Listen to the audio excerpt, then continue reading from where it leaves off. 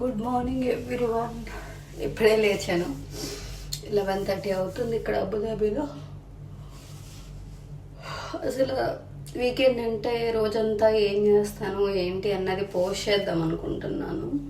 ఒకవేళ బయటికి వెళ్తే యాజ్ యూజువల్ నేను పోస్ట్ చేస్తాను, ఏం చూస్తాను ఏంటి అన్నది, ఎక్కడికి వెళ్ళామన్నది. ఒకవేళ ఇంట్లో ఉంటే ఏం చేస్తాను అన్నది పోస్ట్ చేయాలి అనుకుంటున్నాను.